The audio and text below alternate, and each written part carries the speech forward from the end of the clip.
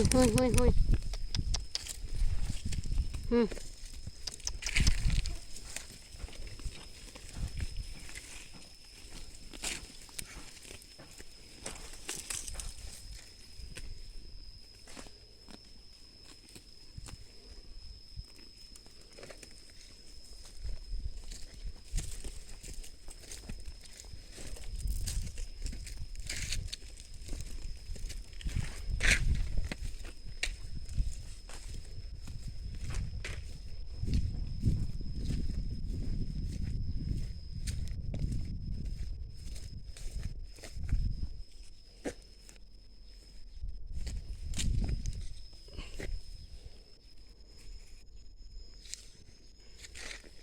มา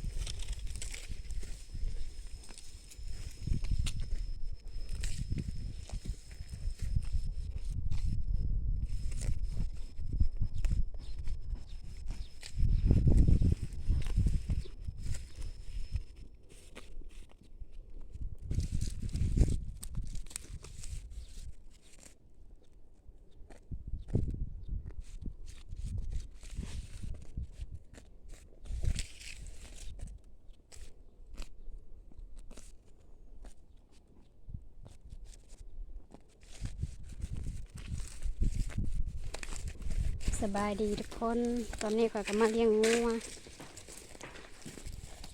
วอยู่นะงัวก็ก้มจ้อยเลยงัวก็โบราณดอก18 ตัวหญ้ากำลังเขียวฝนตกใส่แห้งแล้งเลยฝนยังไม่ได้ตกอีกซ้ำนี่นะ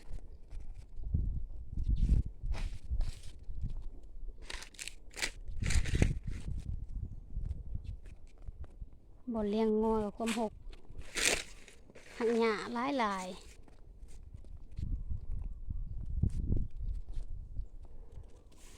วันนี้อากาศร้อนแดดขนาดเลยฝนก็จักมือใดสิตกหายเนี่ย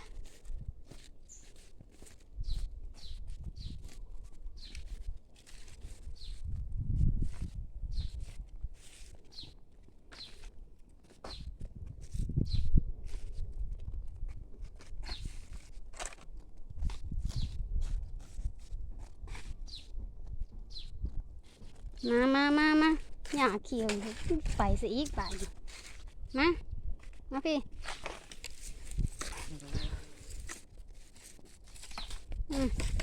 หญ้าเขียวอยู่ก็สิไปบนอื่น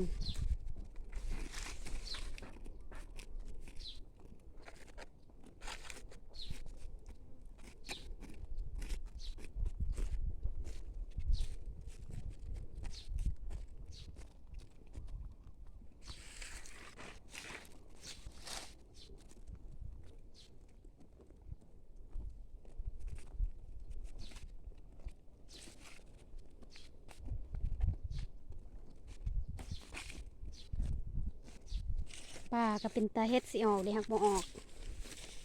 เป็นตาสิมีเฮ็ดหักบ่มีเฮ็ด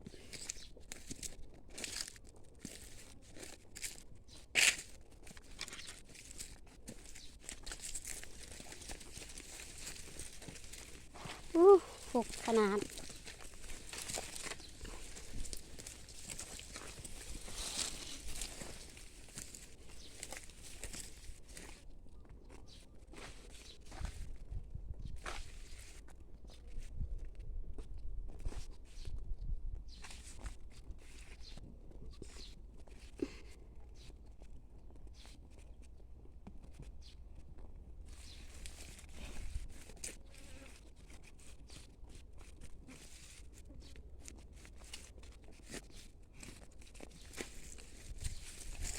ของงัวก็ได้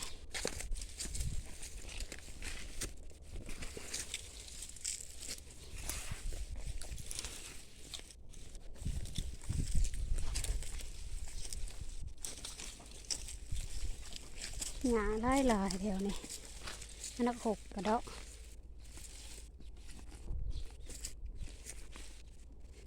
กินน้ำ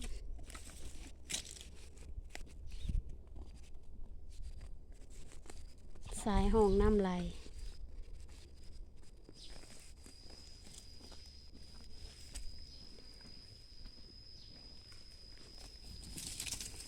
นี่แดนยังวะ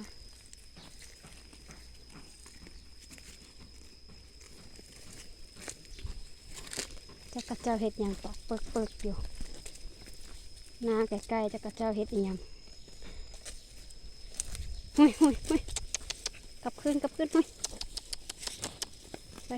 ปหุ้ยมันซนกว่าอีกเว้ย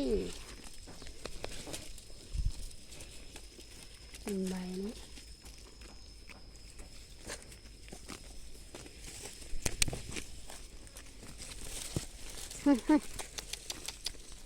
ตายบันของ